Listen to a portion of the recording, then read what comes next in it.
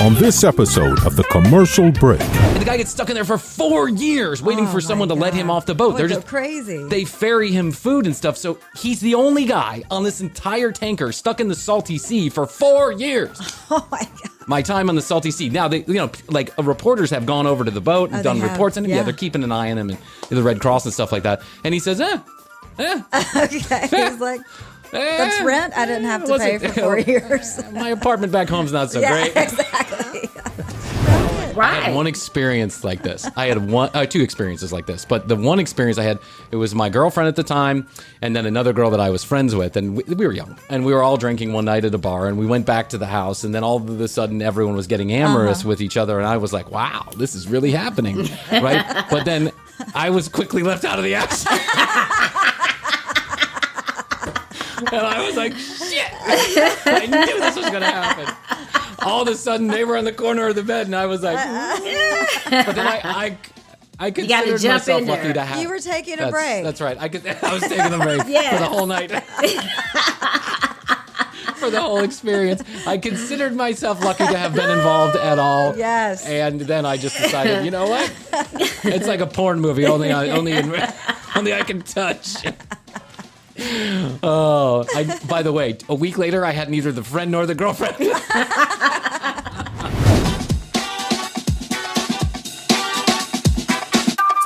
The next episode of The Commercial Break starts now. Oh, yeah. Good morning to you. Good morning to you, Mom. Hi, stepmom. Hello, stepmom. Dad told me to come in and talk to you about what to do with my girlfriend. Oh, yes, let me teach you. Take down your pants and let me show you how we work it. Welcome to the TCB Porn Studios. Yes. Where this is how we make extra cash on the weekends. We film porn movies in here. How are you doing, Hoadley? I'm doing fantastic. I'm Brian. This is Hoadley in. Happy New Year. Welcome to the Commercial Break. Another fantastic episode. There's a dude. Did you hear about the... You know that boat that got stuck in the Suez Canal? Yes. Causing like trillions of dollars worth of trade to just stop, come to a big halt, right? Yes. And then, oil tankers and all this other shit. I don't even know how they got stuck, really, in the Suez Canal. It's about a mile wide. I don't know how you, that thing was huge, though. It's huge. I think they broke a steering rudder or something. But they slammed into the side of the Suez Canal, stopping all traffic for a week, I think it was. Yep. But that's how you avoid the Cape of Africa, right? Right. I mean, you the have horn. to, the horn. That's right. And so they get stuck on the side here, and now they've been freed, and they get put into this lake called the Salty Lake. I think it's an original name for a lake. It's the Salty Lake. Is it really? You don't say.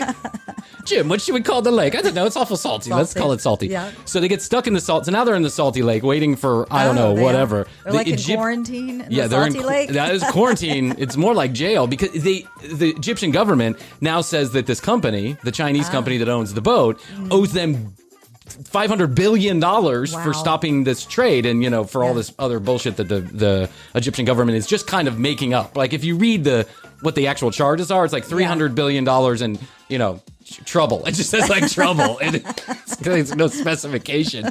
But here's the crazy part is that then now the seamen, the men of the sea. The men of the sea are stuck on this boat. They cannot leave. The Egyptian government will not let them leave the boat. Wow. They are stuck in the middle of the salty sea. The seamen in the middle of the salty sea are stuck there, and they can't leave. Now, I was like, this is crazy. Now they've been on this boat for like 3 weeks, 4 weeks, a month, 2 months. I don't know how long it's been. Clearly, someone's got to go and help these guys, right? There's like 12 of them that are stuck there. Well, I go and I do some research. This happens all the time. Really? There's a guy who was stuck for 4 years on a boat. 4 years? One guy on a huge tanker full of like cars and shit and, corn. I don't know what they send on those boats. Everything from my... my cup here to oil. Yeah. And the guy gets stuck in there for 4 years waiting for someone to let him off the boat. They're just crazy. They ferry him food and stuff. So he's the only guy on this entire tanker stuck in the salty sea for 4 years. Oh, my God. My time on the salty sea. Now, reporters have gone over to the boat and done reports on him. Yeah, they're keeping an eye on him and the Red Cross and stuff like that. And he says, Okay. He's like... That's rent I didn't have to pay for 4 years. My apartment back home's not so great. Exactly. I don't like my wife all that much. The kids are expensive. Take your time. Yeah, that's right. Take your time. We'll be back soon. Don't worry about it. It's unbelievable to me. I can't imagine getting...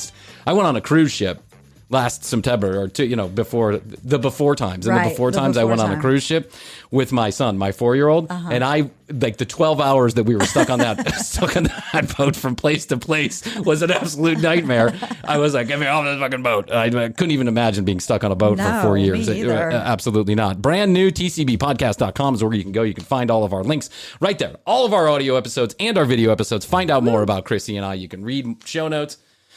And you can find us at The Commercial Break on Instagram. 470-584-8449 is where you can text us and leave us a message. You can leave us a voice message if you so choose. You can't actually get a hold of us. So we've had some people call.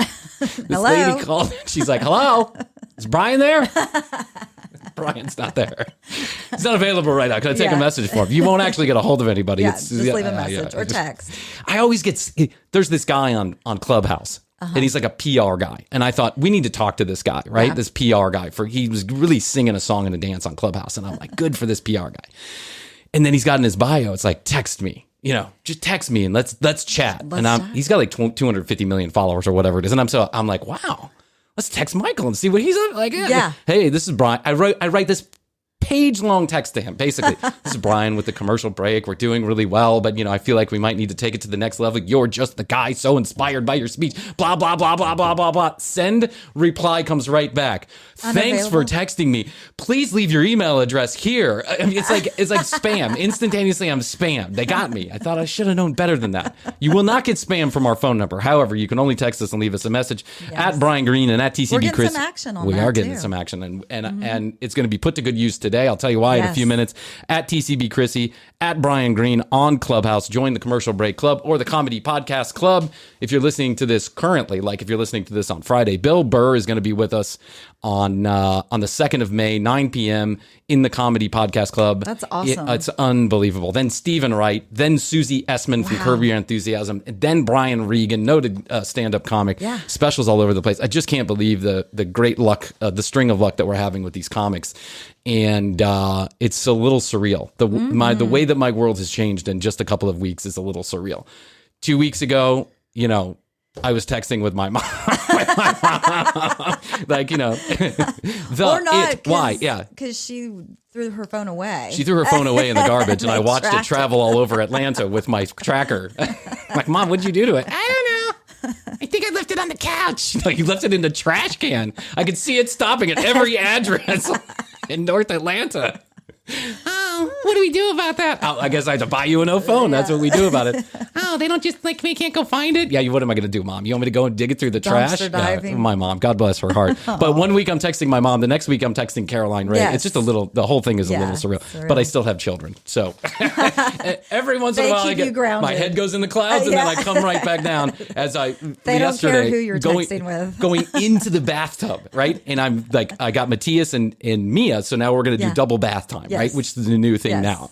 And Matthias is still getting used to his sister. He's not 100% convinced she's staying here forever or that he wants her to stay here forever. Right. So sometimes it's all, shits and giggles. And then other times he can get a little upset that she's taking away, like the bath time is his time. And so when we put him in double bath time, which is just so we can get him to bed, before they explode. Sure. Because basically they're like gremlins. If you put him to bed after 7:30, they explode and I have to deal with it. Yes. Well, so I put Matty in the bath. He's old enough to jump in there. And then I take Mia and I undo her diaper and I've got her in my arms like this. And Matty's like throwing a little bit of a fit. He's like, why don't you share everything? I don't want to share anything. He just can't say that, but that's what he's basically saying. Right. And so I'm holding Mia and I'm like, Matty, please settle down. Like, we're good. This is all good.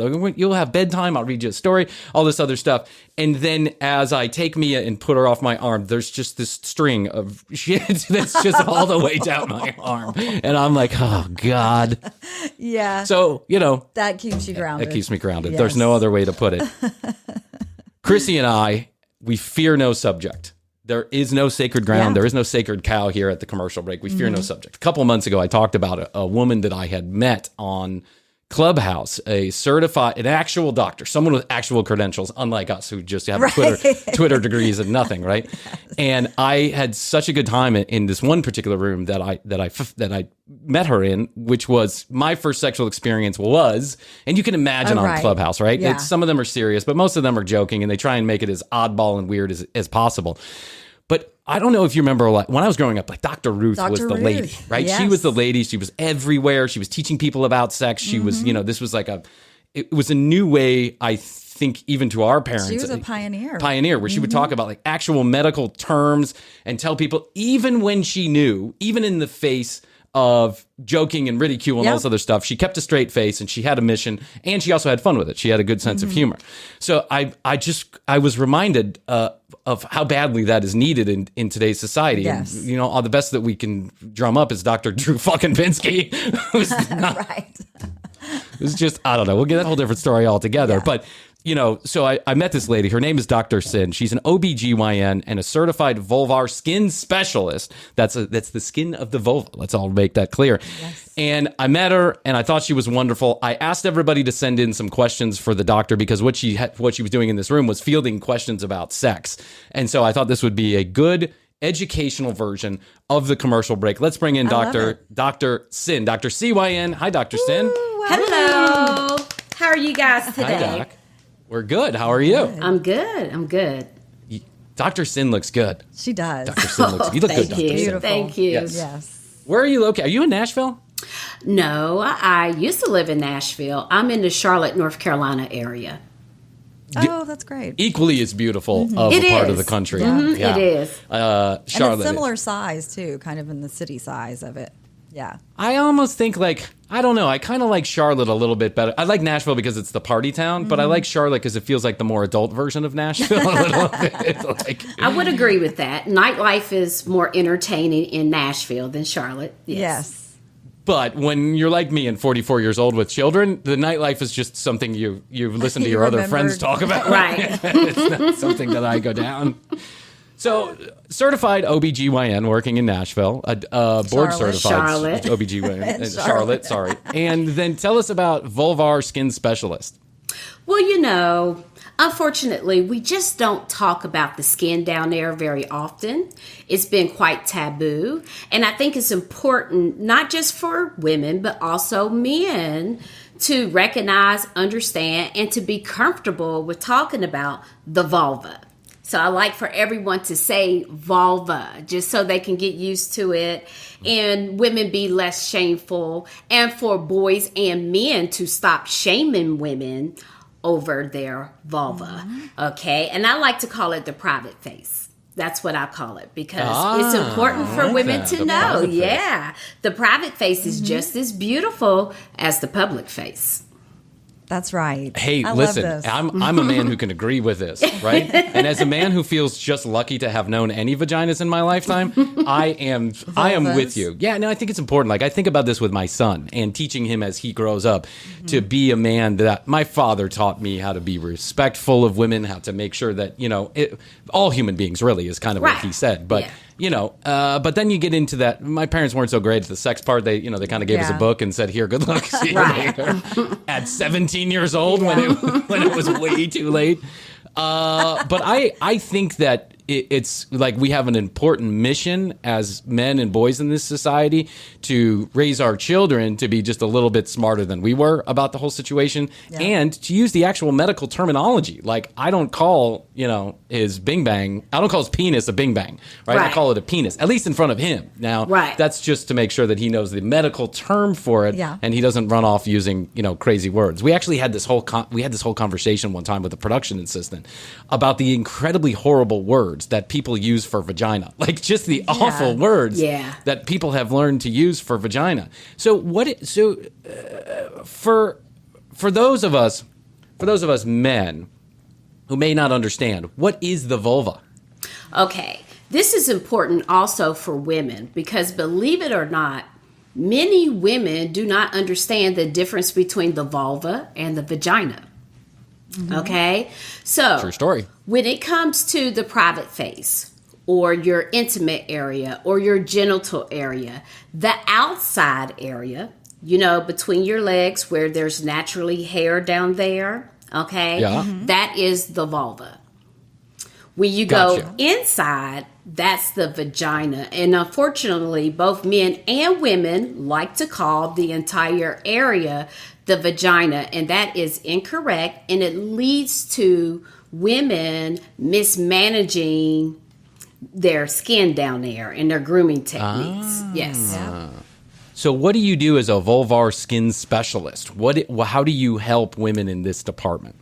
Well, first of all, I make sure women know simple, basic, healthy grooming techniques when it comes to the private phase. They always hear, on the media, wherever, the vagina is natural cleaning organ. All you need is some water down there. And yes, that is true when it comes to the vagina, right? But the vulva, that's the outside. It has the same sweat glands that you have under your armpits. Okay. No shit. Yeah. So when that. you start cleaning your armpits with only water, then you could clean your vulva with only water. That's my mindset. I've got a few friends that take that road, and it's absolutely after a few days they have a certain must to them that's not pleasant. Right. Now you got to be careful in how you clean it, but so that's one of the big things that I do, and I really try to educate the masses when it comes to the skin down there. Also, I help women who have really skin problems. Okay, a lot of women who choose to remove the hair down there, they experience ingrown hairs and sometimes hyperpigmentation. And then there are medical conditions of the vulva.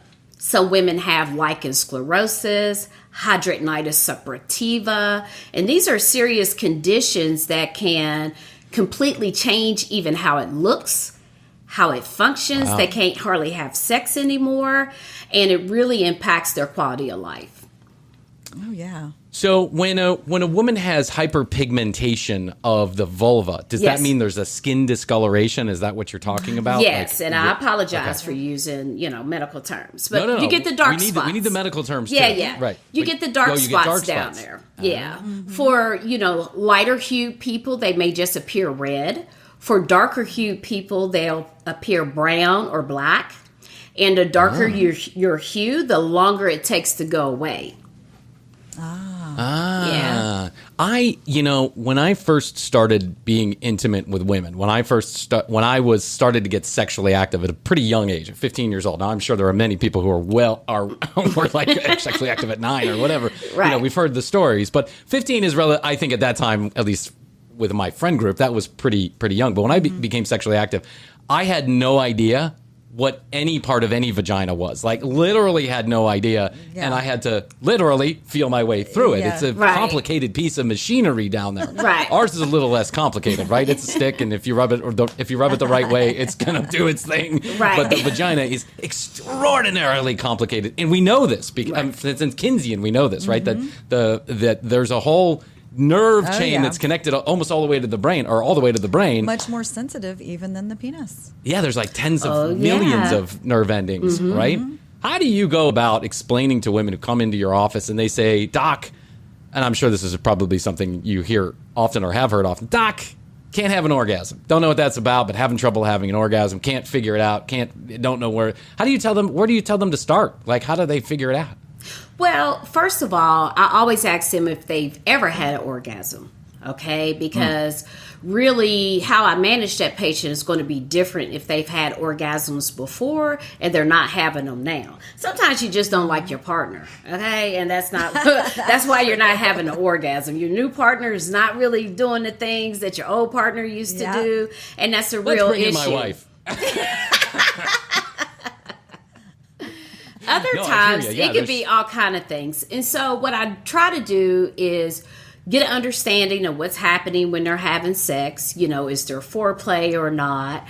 I even ask about medical conditions that they may have. I do a complete review of systems and then kind of walk through their day or their week. How often are you having sex? What positions are you using? Are you having vaginal dryness, which is causing more irritation and pain? So who's going to have an orgasm in that situation?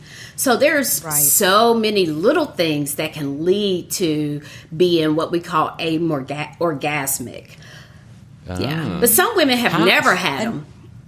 Go ahead. Yeah, I was going to say it's a lot to do with the mind too for women. The biggest part is the mind. Yeah, the biggest part is the mind. And my goal every time I'm managing a lady who has issues with orgasms, my goal is to strengthen her mind and her overall aura to a point where she can have an orgasm without touching herself. That's always my goal. Yeah. Holy shit. That. Yeah. So I've practiced a little tantra yoga in my time and learned to have what's called a dry orgasm, right? So that you can continue on the pleasure and the fun and still, it's a technique that took years to even figure out. And then, I can't always do it on command, but it's just something that I learned.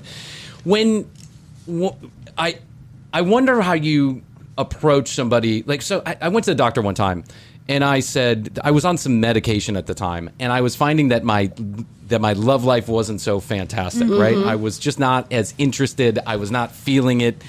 And I said, Doc, maybe I need some Viagra, right? I'm like 27 at the time. And the doctor is like, listen, I don't think Viagra is a bad thing because anytime blood's flowing down there, it's like a muscle. The more that you work it, the more that it's getting worked out, right? And he's like, but why don't we start with masturbating? He's like, why don't you just get at it once a day? Like, let's make an effort to get at it once a day for 30 days. And I think it'll boost your overall feeling about love. And, maybe we'll think about switching you to a different medication. The medication was for pain at the time. So it's a pain medication.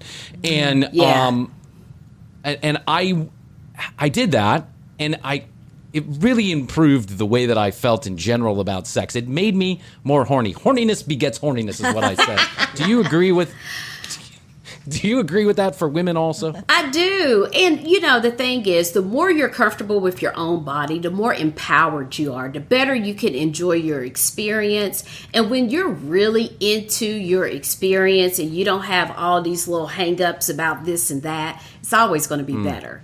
So, I think it's true for women. Totally. And I encourage women, even when they don't have a partner, especially when they're getting older, that they need to continue some sort of activity for themselves. Okay? So, women, even with some like vulvar skin conditions or problems, if they stay active, then their disease process is lessened versus those who are not doing anything at all. Ah. Yeah, when the blood's a-flowing, you keep on going. That's what Grandpa used to say. Very good phrase. Very good phrase.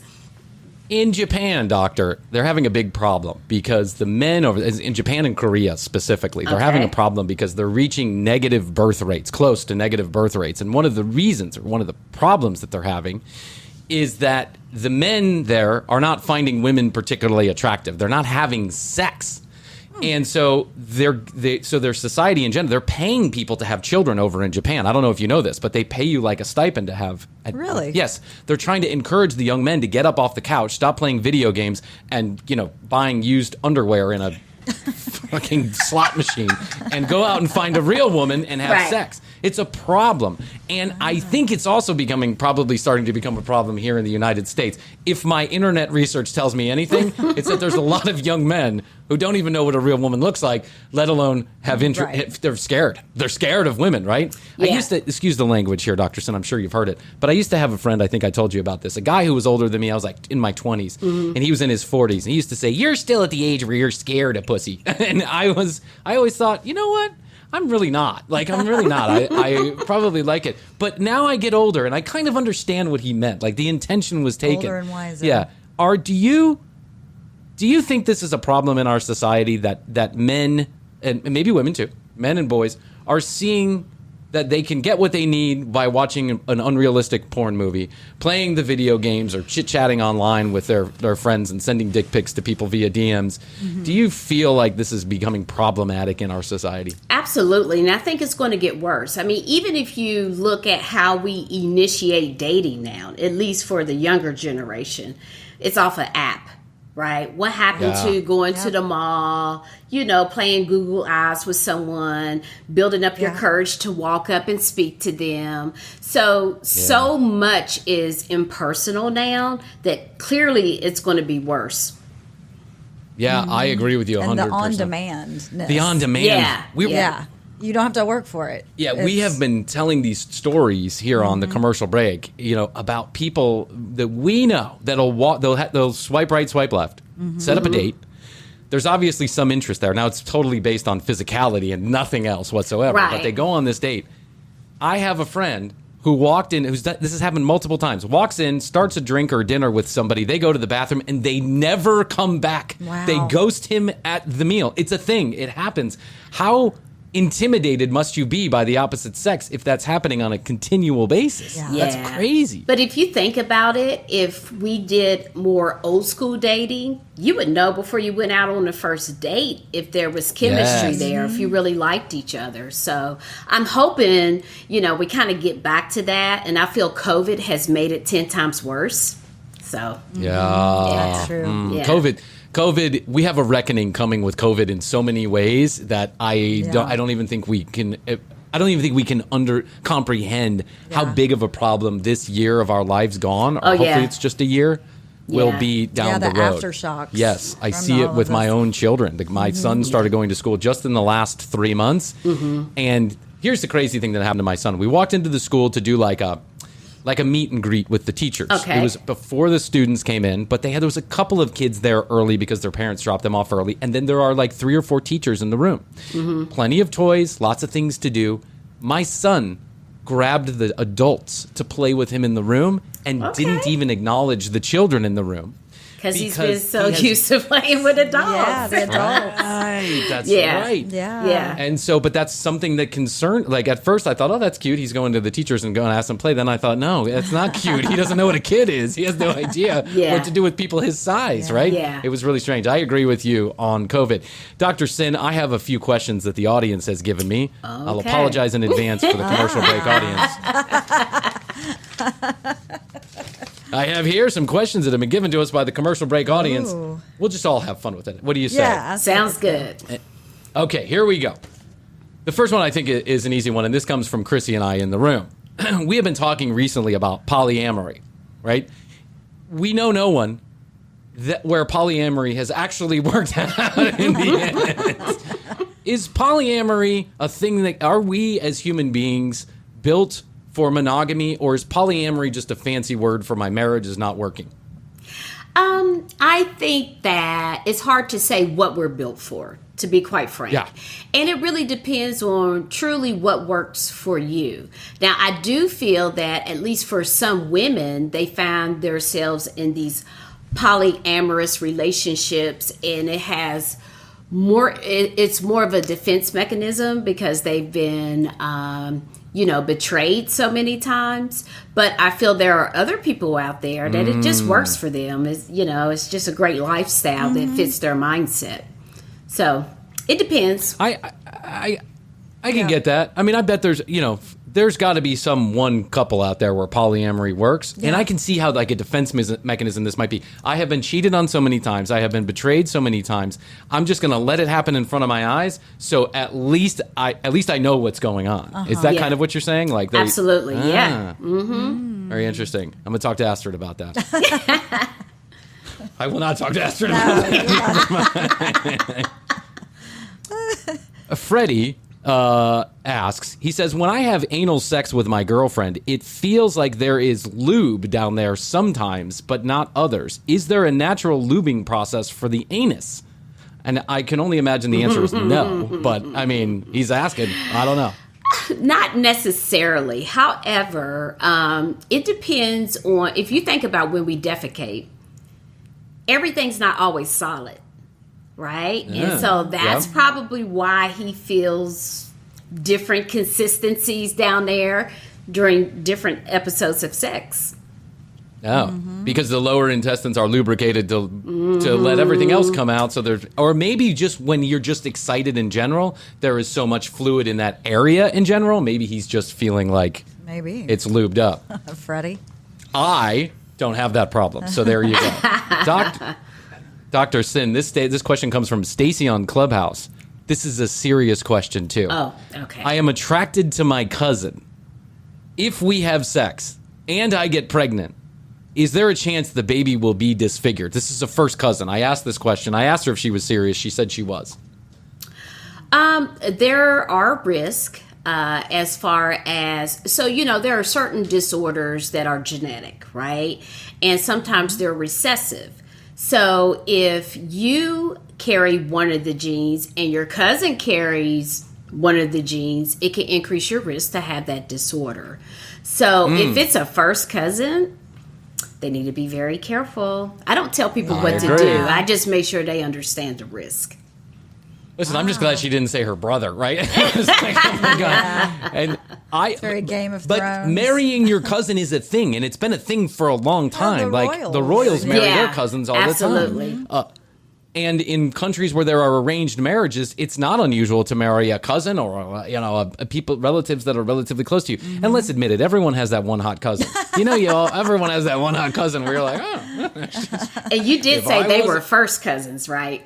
They are first cousins. I asked her this question. I said, Stacey, are they first cousins? And she said, yes, they're first cousins. Okay. And so, risky. Risky indeed. Risky just because you might get caught. What if you get caught making out with your first cousin? Oh, Stacey and Cousin Bill going at it again at the family gathering. Christmases were never the same. No name on this question. I don't want to wear a condom when I have sex. I don't understand what the big deal is. If I pull out, I'm clean and tested. How do you react to that? I agree. Yeah. Because how do you know that? How do you know? There's no for sure way. So it's like a COVID test, in my opinion, right? If you take a COVID test, you do not have COVID for that moment. That's correct. Right then, in that space and time. Right. But the second you leave the COVID testing tent, you could be exposed to COVID. And so you don't know that you're not picking up something along the way with another partner, or, HPV I think you get HPV through saliva, can't you? Yeah. So here's the deal with that particular question. So when did pulling out ever prevent an STD? Yeah. Okay. Yeah. Or, quite frankly, when did pulling out ever prevent pregnancy? Right? There's always a chance. Yeah. We all learned about this in high school, right? It's like, So I would find himself a monogamous partner. There it is. Both go get testing and then do your thing. That would be my recommendation. Yep. I think a good thing for the commercial break to get behind with all the kids that listen to us, and we do have some younger audience, I think, is wear a condom no matter what. Take your part. Take responsibility, men, in your part in birth control and stopping the spread of STDs. Do not rely on someone else's birth control. Do not ask your girlfriend to go get birth control if you're not willing to do the same thing yourself. Yeah. Because birth control is not a one-way street. It's a two-way street. Wear a fucking condom. Stop talking about, it doesn't feel the same. Yeah. Listen. You weren't getting laid 2 days ago anyway, so just be lucky someone's willing to have sex with you and put on a fucking condom if that's what you choose to do. Yeah. Yes. I tell my patients, my younger patients, for them to also keep condoms in their purse. Okay? So when he says he doesn't have one, you say, well, here you go. I do. Yeah. And I don't know a man who would turn down sex merely because you asked him to wear a condom. Because pregnancy is the least of my concerns. Okay, there are things out there you can't get rid of, and that's my bigger concern. Yeah, I agree with you. And let me tell you this from a guy who has children: pregnancy falls right behind that other concern. Because absolutely, children are no fucking joke. They're very expensive too. Yes.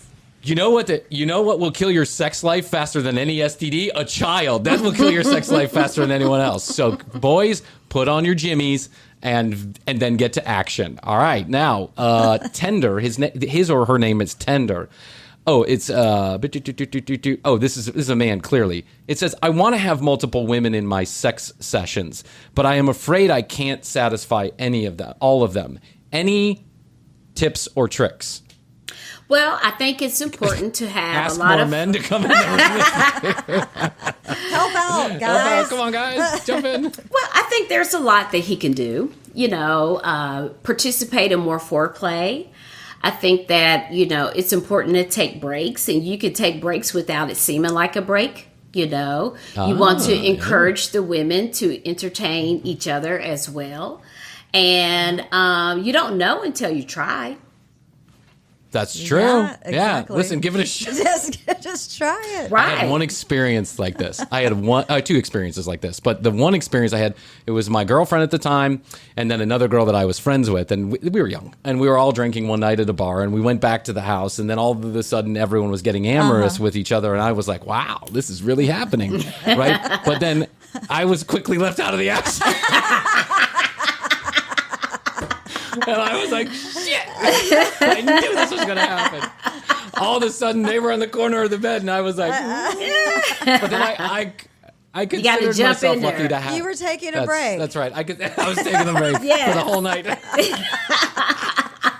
For the whole experience. I considered myself lucky to have been involved at all. Yes. And then I just decided, you know what? It's like a porn movie, only I can touch. Oh, by the way, a week later, I had neither the friend nor the girlfriend. I bet you they were still friends. Yeah. Yes, they were, Dr. Sin. I saw him at the bar a couple weeks later, and I was like, wow. Oh, that's what was going on. Congratulations. They should buy you a drink for the introduction. That's right. Unbelievable.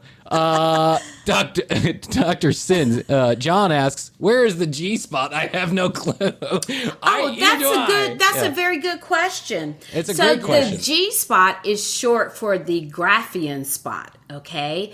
And it's an erogenous zone that is on what I like to call the ceiling of the vagina. So you got a few holes down there, okay? The top hole is the urethra. The middle bigger hole is the vagina. So the G-spot is in between the urethra and the vagina, okay? So it is the ceiling of the vagina where you want to hit. So in other words, if you were to stick your finger like a hook into the vagina, it would be on the top. If the top of your finger was near the belly, or you were thinking about looking at the belly, it would be like almost like a come hither motion, right? The G-spot would be up there. Yes.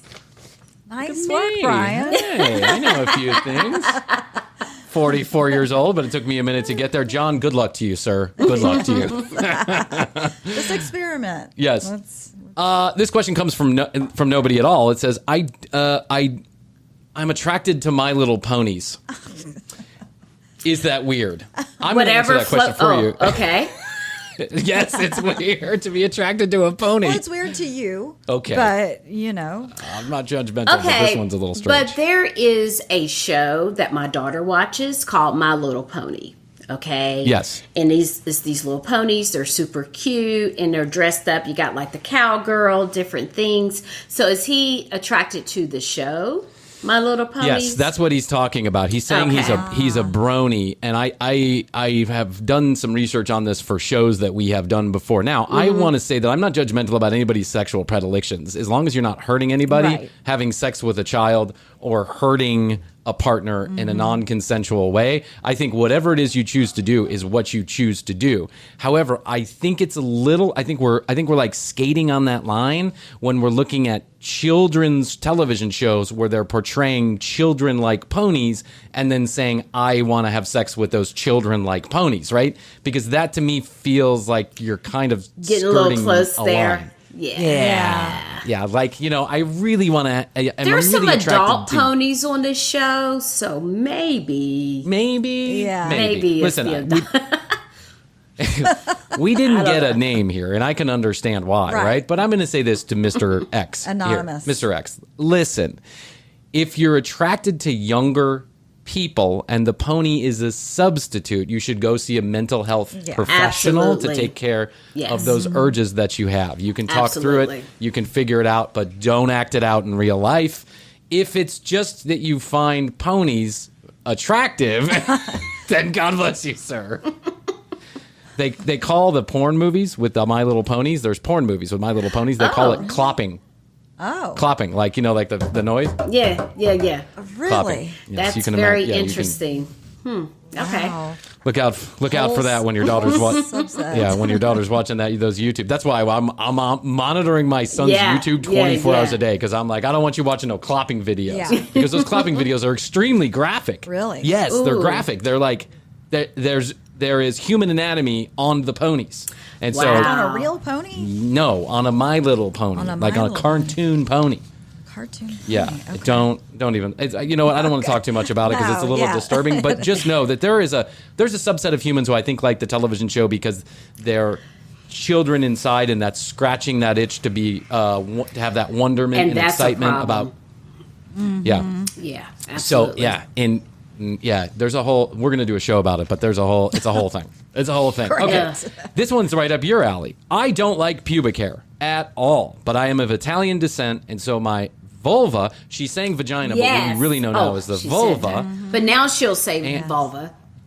We hope so. Yeah. Okay. The vulva is the outside where the hair is, right? Right. So now she says my vagina, but what she means is my vulva and my anus are always full of hair. I don't like laser treatments, and when I shave, it comes back in 3 hours. I think she's being a little aggressive there.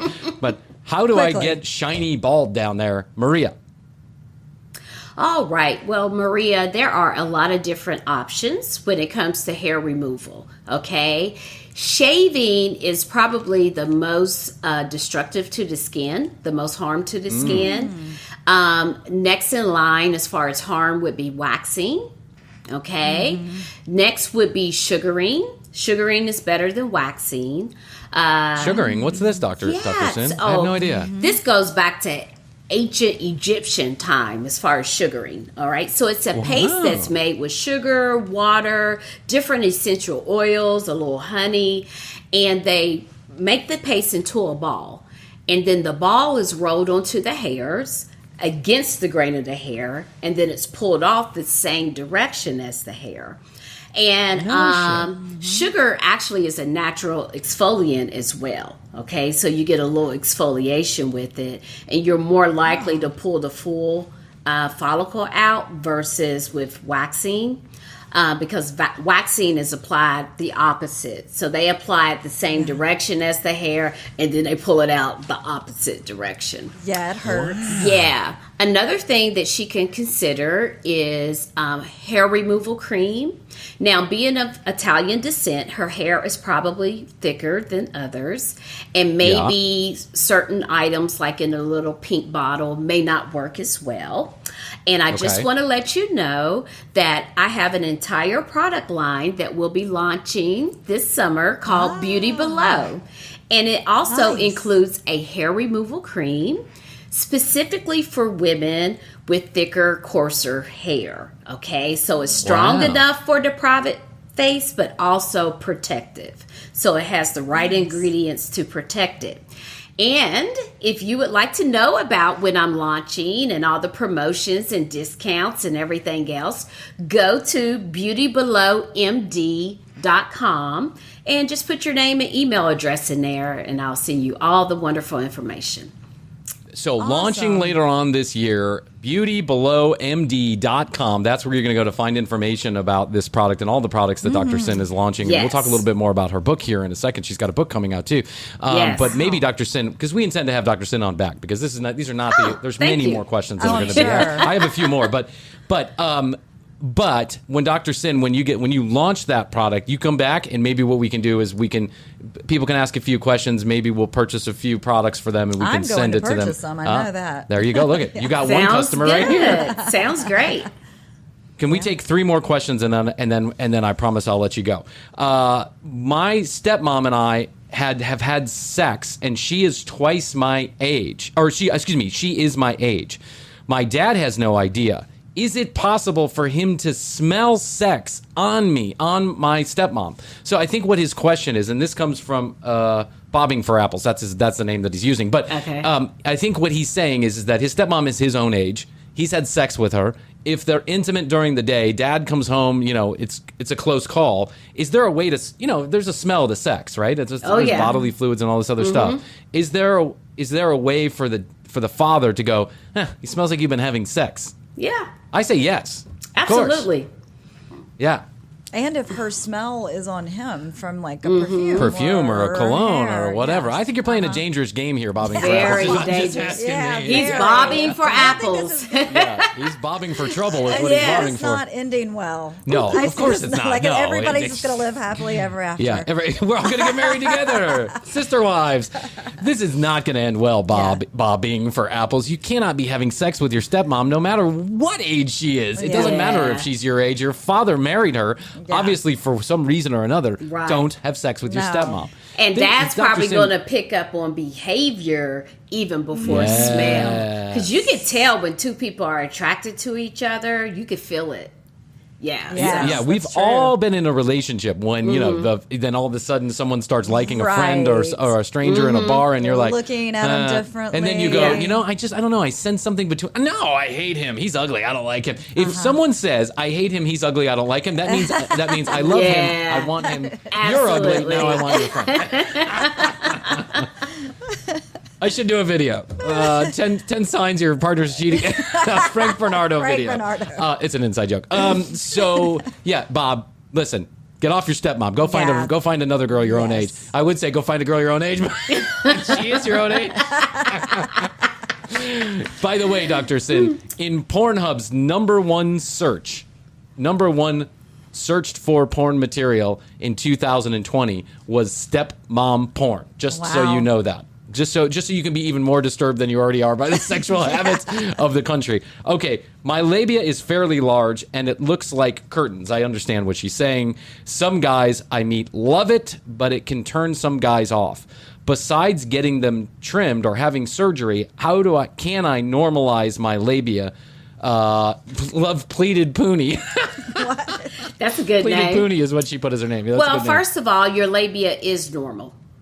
Okay? I agree. We come in all shapes and sizes. It is all about if you like it. And I want you to love it. All right? Love your vulva, vagina. Love your private face as much as you love your public face. Okay?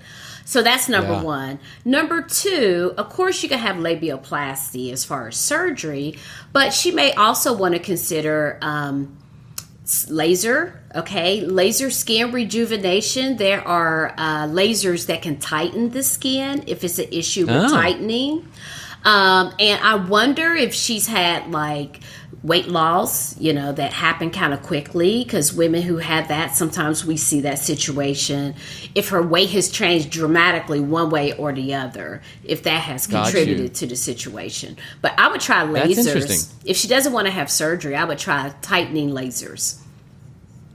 I have seen, in my limited experience with vaginas and vulvas, I have seen many different shapes and sizes on labias. And I have to say, it's a turn on either way. Again, I just feel lucky to be invited. Exactly. I'm just invited to the party, and I'm excited about whatever it looks like, right? Yeah. But, you know, you see them in all shapes and sizes. As a man, you're just like one of those things. Listen, if women got upset about all the different shapes and sizes of penises, we would also never get laid. You just have to learn to love what you got. And if it's really bothersome, or it's like, completely abnormal, you just feel upset about it and it's stopping you from living your life, Dr. Sin has some good advice. Go see about lasers or labiaplasty. Okay, one final one. No matter what I do, my vagina feels very tight during sex, to the point I cannot have sex without pain. So I don't have sex very often. Is this normal?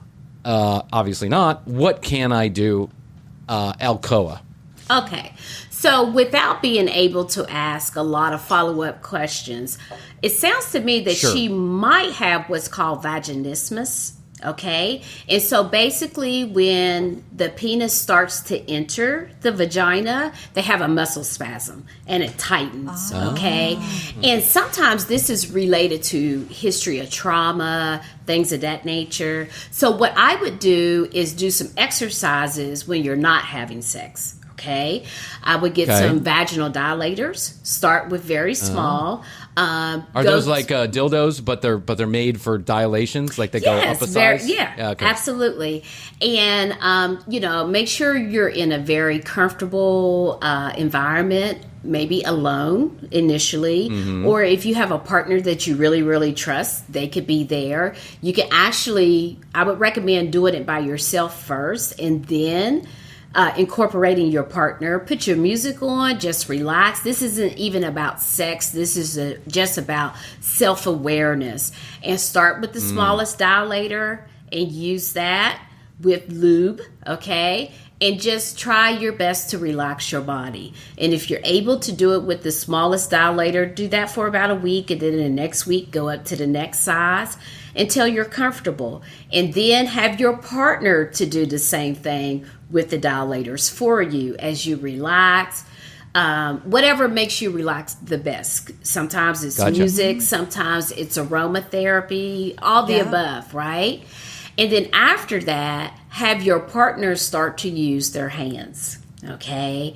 And then once they're kind of comfortable with that, and then move into sex. And maybe the first few times, you already know it's not going to be a full penetration, but just a small entry, okay? But you're still loving, you're still doing all the extra stuff, and gradually make your way into full sex.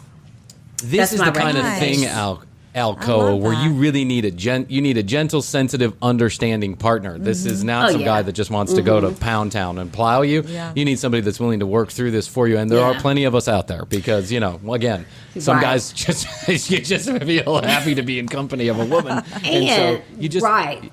And if you have any underlying issues, any history of trauma, any history of abuse.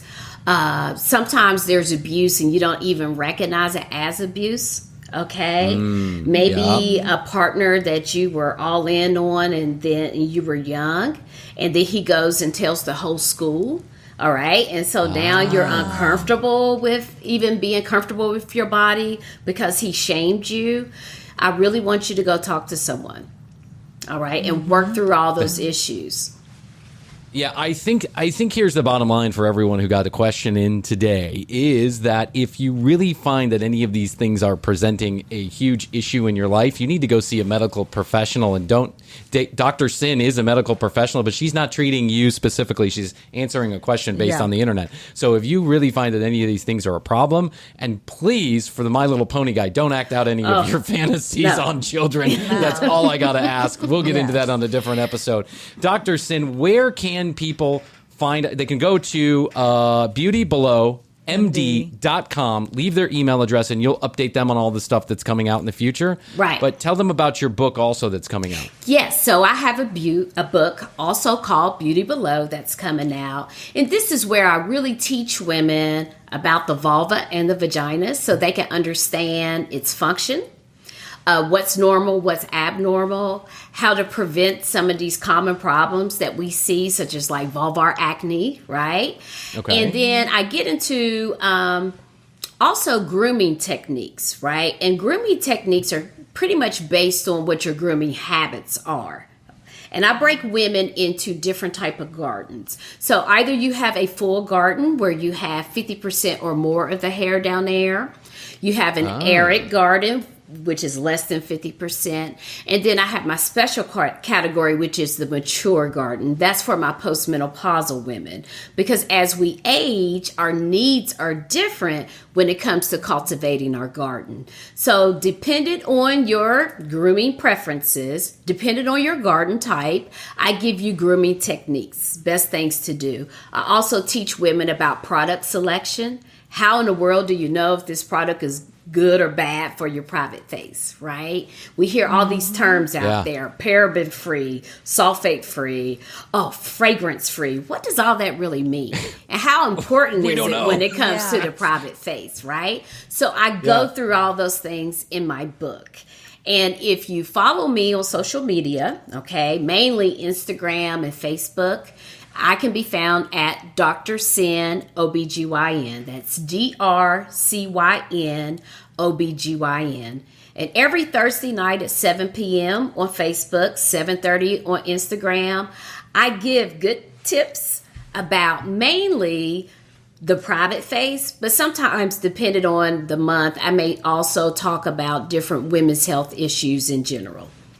Got you. So that's Dr. Sin OBGYN. Sin is spelled CYN, OBGYN. That's at. You can find her on Facebook.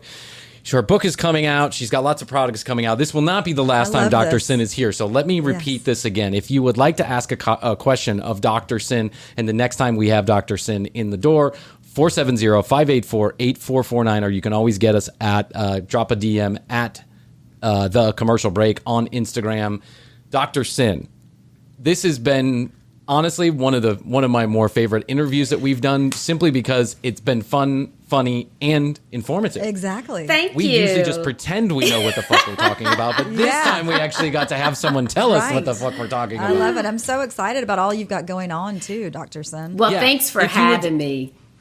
Let's talk afterwards. Maybe we'll buy a couple of copies of the book and some product, and then we can send it out to some folks who ask questions. We'll say, hey, if we say your question online, we'll send you out a free kit or a book. I think that'd be a good way to promote your stuff. We'll find ways. And if you will, we would love to have you back again. I would love to come back. Thank you for having me. I greatly appreciate it. BeautyBelowMD.com, at Dr. Sin OBGYN on all the social media. Bye, Dr. Sin. We'll talk to you soon. Thank you. Bye, guys. Bye. Bye. Dr. Sin is great, huh? Oh, fantastic. Wow. I'm so excited. However, we now know how depraved our audience truly is.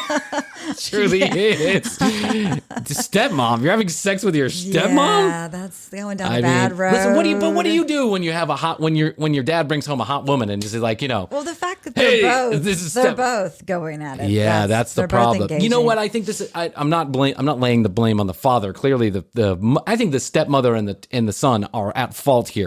But what I do have to say is that if dad is 69 years old or whatever, and then he's bringing home a 20-year-old as a new wife, and his son is 20 years old, does he not expect some kind of trouble? Yeah. Can you not foresee some kind of trouble?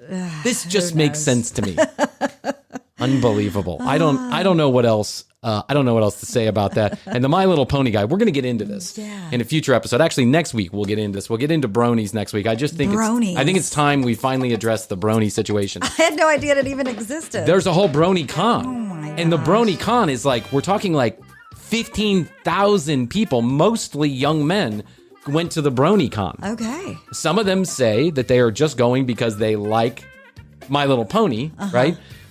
But then there's a whole subset, and some bronies claim that every brony masturbates to My Little Pony. Wow. But there is some subset, at least we know, that is clopping. Clopping. We'll get into clopping next week. So if you have the stomach for it, and the only reason why I know this is because I'm doing research. Right. I just want to be clear. I have no attraction to ponies. I don't understand how you have an attraction to a My Little Pony.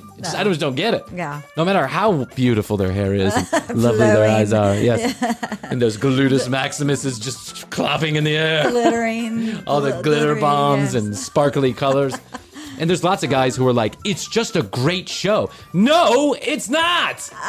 It's intended for children. Yeah. Breaking Bad is a great show for adults. Right. My Little Pony is a great show for 6-year-old girls. Or kids, guys. Yeah, okay, children, boys. I can understand. My boy likes, whatever, Vampirina, and that's obviously a show geared toward the female energy, but he likes Vampirina, and you know what? God bless him, like Vampirina. If he watched My Little Pony, it's fucking normal. If you're watching My Little Pony, it's abnormal. I don't mean to be judgmental, but I'm going to be judgmental. You're going to judge. It's just weird. Yeah. Don't you think? Yeah. Am I right on this one? Yeah. Is this a place where we can be judgmental? It would be a deal breaker for me if Jeff was a brony? Yes. I don't think you would. I would move on. I don't think to another pasture, if you will. A greener pasture, another pasture. No pun intended. But here's the point. I don't even think Jeff would have gotten past the first date with you. No. Because the bronies don't do well with women. Wow. That's why they're masturbating to cartoons. Jeez. The fuck are we doing? God damn, this country is fucked. This country is fucked. We're going to have a brony in office in 10 years. Oh, my God. Let it hereby there be known now, I declare March 13th, 2028, Brony Day. Let it be known far and wide that we shall all be able to put our dicks in cartoon ponies dressed up like children. Gee. Until next time, I love you. Love you. Bye. The Commercial Break. New episodes on Tuesdays and now Fridays. New YouTube clips drop daily at youtube.com/The Commercial Break. Visit tcbpodcast.com for access to our entire media library. Follow us at The Commercial Break on Instagram and join the Commercial Break Club on Clubhouse to join in live recordings. Each episode is written and produced by Brian Green, co-hosted by Krissy Hoadley, with additional content provided by Tina Cano.